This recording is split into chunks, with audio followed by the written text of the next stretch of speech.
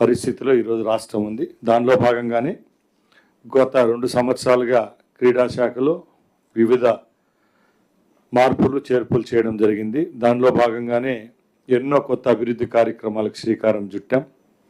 ముఖ్యమంత్రి గారి ఆదేశాల మేరకు గత 2 సంవత్సరాలుగా ఈ రాష్ట్రంలో క్రీడలకు సంబంధించి అన్ని కార్యక్రమాల్లో ప్రభుత్వం తోడ్పాటుగా ఉంటూ క్రీడాకారులకు చేయూతనివ్వడం జరుగుతూ ఉంది. దానిలో భాగంగానే ఈరోజు క్రీడలకు సంబంధించి గత 2 సంవత్సరాల్లో చేపట్టిన కొన్ని కార్యక్రమాలు మీ దృష్టికి తీసుకొనిపోదలిచాను. ముఖ్యంగా గత ప్రభుత్వ కాలంలో క్రీడా వ్యవస్థ మన రాష్ట్రంలో నిర్వీర్యం చేస్తే మా ప్రభుత్వం ఏర్పాటైన 2 సంవత్సరాల్లోనే క్రీడల అభివృద్ధి కోసం కావలసిన మౌలిక వసతులు మరియు యువకులకు సంబంధించి ప్రోత్సాహకాలు ఎన్నో ఇవ్వడం జరుగుతూ వచ్చింది. ముఖ్యంగా 6 కోట్ల రూపాయలతో విజయనగరం విజయ్ స్టేడియాన్ని మల్టీపర్పస్ ఇండోర్ స్టేడియంగా తీర్చిదిద్ది దాన్ని డిసెంబర్ 2024లో ప్రారంభించడం జరిగింది. అలాగే 5.7 కోట్ల వ్యయంతో తిరుపతిలో శ్రీ పద్మావతి మహిళా విశ్వవిద్యాలయంలో మల్టీపర్పస్ ఇండోర్ స్పోర్ట్స్ కాంప్లెక్స్లో పూర్తి చేసి అది డిసెంబర్ 24 కల్లా ఇవ్వడం జరిగింది. అలాగే ముఖ్యంగా కొత్త ప్రారంభోత్సవాల విషయానికి వస్తే ఖేలో ఇండియా పథకం ద్వారా గవర్నమెంట్ ఆఫ్ ఇండియా సుమారుగా 75 కోట్ల రూపాయలు మంజూరు చేయడం జరిగింది. దానిలో ముఖ్యంగా ఈ రాష్ట్రంలో 19 కోట్ల ఖర్చుతో విజయవాడ ఇందిరాగాంధీ మున్సిపల్ స్టేడియంలో 400 మీటర్ల synthetic athletic track, artificial glass football field, tennis కోర్టులు మరియు బాస్కెట్బాల్ కోర్టును ఫ్లడ్ లైట్లతో ఏర్పాటు చేసింది ఈ ప్రభుత్వం. అలాగే కుప్పంలో 14 కోట్ల రూపాయల వ్యయంతో మల్టీపర్పస్ ఇండోర్ బ్లాక్ను కూడా ఏర్పాటు చేయడం జరిగింది. శ్రీకాకుళం జిల్లాలో శ్రీకాకుళం పట్టణంలో 14 కోట్ల వ్యయంతో ఇండోర్ స్పోర్ట్స్ హాల్ను కూడా నిర్మాణం చేపట్టడం జరిగింది. అలాగే రాజమహేంద్రవరంలో 13.76 కోట్ల రూపాయలతో మల్టీపర్పస్ ఇండోర్ స్టేడియాన్ని కూడా నిర్మిస్తున్నాం. అలాగే చివరిగా 14 కోట్ల వ్యయంతో గుంటూరు బ్రహ్మానందరెడ్డి స్టేడియంను కూడా మల్టీపర్పస్ ఇండోర్ స్టేడియంగా తీర్చిదిద్దడం జరిగింది. ఇదంతా ఖేలో ఇండియా ద్వారా 25-26 సంవత్సరానికి సంబంధించి 75 కోట్ల రూపాయలు ఏదైతే సాయి ద్వారా వచ్చిన గ్రాంట్లతో ఈ రాష్ట్రంలో అభివృద్ధి కార్యక్రమాలు చేపట్టడం జరిగిందని తెలియజేసుకుంటున్నా. అలాగే జాతీయ అంతర్జాతీయ క్రీడాకారులకు ఎన్నో నగదు ప్రోత్సాహకాలు ఇవ్వడం జరిగింది. దాంట్లో అంతర్జాతీయ పోటీల్లో పతాకాలు సాధించిన 3 క్రీడాకారులకు మొత్తం 5.60 కోట్ల రూపాయలు నగదు ప్రోత్సాహకాలను అందించడం జరిగింది. దాంట్లో వివిధ క్రీడా అంశాల పథకాలు సాధించిన 429 మంది క్రీడాకారులకు మొత్తం 19 కోట్ల రూపాయలు చెల్లించడం జరిగిందని తెలియజేసుకుంటున్నా. అలాగే క్రీడాకారులకు ఉద్యోగ రిజర్వేషన్లు 2% నుంచి 3% పెంచిన ఘనత ఈ ప్రభుత్వాన్ని గౌరవ ముఖ్యమంత్రి చంద్రబాబు నాయుడు గారిదని సగర్వంగా తెలియజేసుకుంటున్నా. ఎందుకంటే ఇప్పటికీ భారతదేశంలో ఎన్నో రాష్ట్రాల్లో 1%, 2% రిజర్వేషన్ ఉంటే కూటమి ప్రభుత్వం ఏర్పాటైన తర్వాత ఫస్ట్ ఫేజ్ అంటే 2-3 నెలల్లోనే గౌరవ ముఖ్యమంత్రి గారి సూచన మేరకు ఈ రాష్ట్రంలో క్రీడా లోకాన్ని అభివృద్ధి పదంలో నడిపించేదానికి, అలాగే క్రీడాకారులకు ఉన్నతమైన గౌరవం ఇచ్చే లక్ష్యంతో దాన్ని 3% చేశాము. దానిలో భాగంగానే వివిధ ప్రభుత్వ శాఖల్లో 204 మంది ప్రతిభావంతులమైన క్రీడాకారులకు 2020 సంవత్సరంలో ఉద్యోగాలు పొందడం జరిగింది. అలాగే వివిధ ప్రభుత్వ శాఖల్లో 615 మంది ప్రతిభావంతులమైన క్రీడాకారులకు సంవత్సరం 25-26 అక్కడ ఉద్యోగాల కల్పన కూడా జరిగింది. ముఖ్యంగా మనందరికీ తెలుసు, ఈ ప్రభుత్వం ఏర్పాటైన తర్వాత మెగా డిఎస్సిని ఏర్పాటు చేశాం. ఆ మెగా డిఎస్సిలో క్రీడాకారులకు 3% రిజర్వేషన్ అమల్లోకి వచ్చిన సరైన టైంలో మేము 420 పోస్టులను ఫిలప్ చేయదలుచుకున్నాం. దానిలో ఎవరైతే మెడల్ సాధించారో అలాగే పార్టిసిపేట్ అయ్యారో ఆ క్రీడాకారులకు ఎగ్జామ్ లేకుండానే 382 మంది స్పోర్ట్స్ కోటాలో టీచర్ పోస్ట్ పొంది ఈరోజు వాళ్ళ జీవితాలను ముందుకు తీసుకొని పోవడం జరుగుతుందంటే అది కేవలం ఈ 3% రిజర్వేషన్ వల్లే, అది కూడా ఈ ప్రభుత్వం ఇచ్చిన వెసులుబాటు వల్లే అని సగర్వంగా తెలియజేసుకుంటున్నా. అలాగే నియోజక స్థాయిలో క్రీడాకారులకు ముఖ్యంగా అక్కడ క్రీడా మౌలిక వసతులు ఏవైతే కల్పించాలనుకున్నామో అవి ఒక్కొక్కటిగా రాష్ట్ర వ్యాప్తంగా 175 నియోజకవర్గాల్లో పనులు చేపట్టడం జరిగింది. దానిలో భాగంగా 29 కోట్ల వ్యయంతో నియోజకవర్గ స్థాయి వివిధ పట్టణాల్లో క్రీడా మౌలిక వసతులు కల్పన జరుగుతూ ఉంది. ఇప్పటికి 46 క్రీడా వికాస కేంద్రాలు ఏదైతే కేవీకే కేంద్రాలు ఉంటాయో అవి, అలాగే 91 పనులు మిగతా నియోజకవర్గాల్లో జరుగుతూ ఉన్నాయి. దీనికి టోటల్గా ఈ 2 సంవత్సరాల్లో 58 కోట్ల రూపాయలు వెచ్చించడం జరిగిందని మీ అందరి ముందర తెలియజేసుకుంటున్నా. అలాగే ముఖ్యంగా ఈ రాష్ట్రంలో స్పోర్ట్స్ అథారిటీ ఆఫ్ ఆంధ్రప్రదేశ్ ద్వారా ఎన్నో టోర్నమెంట్లు మరియు శిక్షణా తరగతులు జరుగుతూ ఉన్నాయి.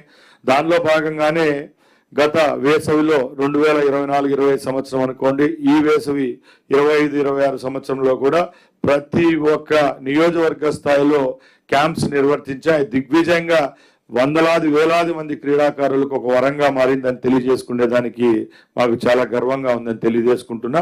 అలాగే గడిచిన 2 సంవత్సరాల్లో విజయవంతంగా నిర్వహించిన ప్రధాన టోర్నమెంట్లు అమరావతి ఛాంపియన్షిప్ రాష్ట్ర స్థాయిలో సుమారుగా ఈ పోటీలు నిర్వర్తించాం. దాంట్లో సుమారుగా 10 విభాగాలుగా క్రీడాకారులు పాల్గొనడం జరిగింది.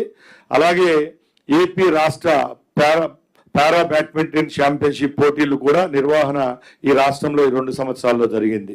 అలాగే ఇన్విటేషన్ బీచ్ వాలీబాల్ ఏదైతే టోర్నమెంట్ ఉందో అది కూడా ఈ రాష్ట్రంలో నిర్వర్తించిన ఘనత ఈ ప్రభుత్వానికే దక్కింది. అలాగే 38వ జాతీయ క్రీడల కోసం రెసిడెన్షియల్ శిక్షణ శిబిరాలను కూడా ఇక్కడ ఏర్పాటు చేయడం జరిగింది. ముఖ్యంగా 49,453 మంది క్రీడాకారులకు వేసవి శిక్షణ శిబిరాలు ఏదైతే గతంలో ఇప్పుడు నేను చెప్పానో దానిలో భాగంగా దీనిలలో వాళ్ళు ట్రైనింగ్ తీసుకోవడం, అది కూడా మంచి నాణ్యతమైన శిక్షణ ఎవరైతే కోచెస్ ఉంటారో వాళ్ళ ద్వారా అందించడం జరిగిందని తెలియజేసుకుంటున్నా. అలాగే జాతీయ బీచ్ కబడ్డీ ఛాంపియన్షిప్ నిర్వహణ ఏదైతే ఉందో అది కూడా నిర్వర్తించడం జరిగిందని తెలియజేసుకుంటూ, అలాగే గ్రామీణ స్థాయిలో లీగ్ క్రీడలు ఏర్పాటు చేయడం జరిగింది. దానిలో భాగంగానే గ్రామీణ స్థాయి క్రీడలకు ప్రోత్సహించిన ప్రతిభావంతులైన ఎవరైతే క్రీడాకారులు ఉన్నారో అన్ని జిల్లాల్లో 31 క్రీడా విభాగాల్లో లీగ్ క్రీడల పోటీలు జరుగుతున్నాయి. ఇప్పటికీ chess, cycling, tennis, badminton, athletics, అలాగే వాటర్ స్పోర్ట్స్, బాక్సింగ్, ఫుట్బాల్ విభాగాలకు సంబంధించి ఈ పోటీలు నిర్వర్తించడం జరిగిందని తెలియజేసుకుంటున్నా. ముఖ్యంగా ఎప్పుడైనా క్రీడలను ప్రోత్సహించాలనుకున్నప్పుడు తప్పకుండా అక్కడ మౌలిక వసతులు కల్పించాలి. దానిలో ముఖ్య భూమిక పోషిస్తున్నవి క్రీడా అకాడమీలని మేము తెలియజేసుకుంటున్నా. దానిలో భాగంగానే గత ప్రభుత్వ కాలంలో మూసివేయబడిన క్రీడా అకాడమీలు విశాఖపట్నం, కాకినాడ మరియు తిరుపతి కేంద్రాలను తిరిగి ప్రారంభించాం. ఈ క్రీడా అకాడమీల్లో మొత్తము 13 క్రీడలకు సంబంధించిన విభాగాల్లో ప్రతిభావంతులమైన క్రీడాకారులను తయారు చేయడం జరుగుతూ ఉంది. వీరికి జాతీయ మరియు అంతర్జాతీయ పోటీలకు కూడా సిద్ధం చేస్తున్నాం. అలాగే ఆంధ్రప్రదేశ్ స్పోర్ట్స్ స్కూల్ 24-25 సంవత్సరం మరియు 25-26 సంవత్సరానికి సంబంధించి కడపలో డాక్టర్ వైఎస్ఆర్ స్పోర్ట్స్ స్కూల్ క్రీడాకారులను జాతీయ అంతర్జాతీయ స్థాయిలో విశేష విజయాలు అందించడం జరుగుతూ ఉంది.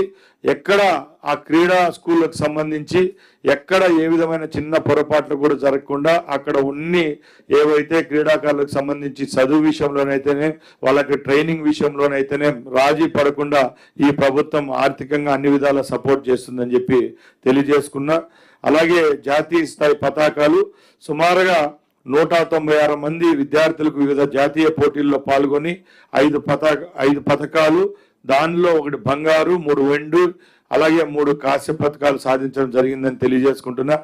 సోదరులారా, మనందరికీ తెలుసు మన భారతదేశంలో క్రీడలు అంటే ఒక ఎమోషన్.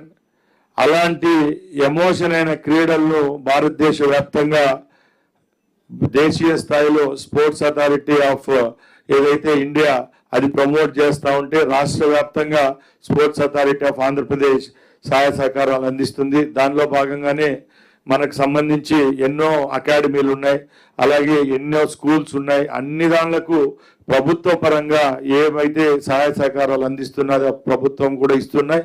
అలాగే ప్రైవేట్ అసోసియేషన్స్ ఏవైతే రాష్ట్ర వ్యాప్తంగా వివిధ విభాగాలకు సంబంధించి అసోసియేషన్స్ ఉన్నాయో వారితో కూడా మేము ఎప్పటికప్పుడు చర్చిస్తున్నాం. ఎక్కడ ఏ విధమైన చిన్న చిన్న పొరపాట్లు కూడా జరగకుండా అసోసియేషన్స్ వారు కూడా క్రీడాకారులను ప్రోత్సహించే విధంగా అన్ని ఆర్థిక పరంగా అన్ని విధాల వాళ్ళు కూడా సహాయ సహకారాలు అందిస్తున్నారు. కాబట్టి తప్పకుండా గౌరవ ముఖ్యమంత్రి గారు దిశానిర్దేశంతో రేపు రాబోయే 3 సంవత్సరాల్లో కూడా ఆంధ్ర రాష్ట్రంలో ఇంకా క్రీడాభివృద్ధి జరిగే పరంగా మేము ముందుకు తీసుకొని పోతాం. అలాగే మన ముఖ్యమంత్రి గారు కొన్ని ఎప్పుడు చెప్తా ఉంటారు, రాష్ట్రంలో ఎన్నో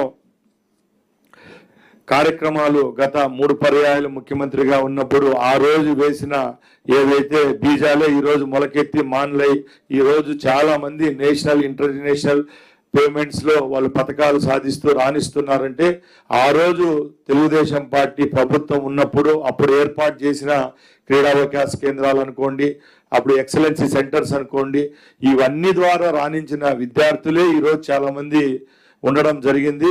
గత 5 సంవత్సరాల్లో ఈ రాష్ట్రానికి వచ్చిన కొన్ని సమస్యల వల్ల పూర్తిగా 5 సంవత్సరాలు క్రీడాకారులు అలాగే వాళ్ళకి సంబంధించిన మౌలిక వసతుల విషయంలో వెనుకబడిన తర్వాత ఈ 2 సంవత్సరాలు మళ్ళీ ప్రభుత్వం చేపట్టిన తర్వాత ముందుకు తీసుకొని పోయే పనిలో ఈ రాష్ట్ర క్రీడా శాఖ ఉందని మీ అందరి ముందర తెలియజేసుకుంటున్నా.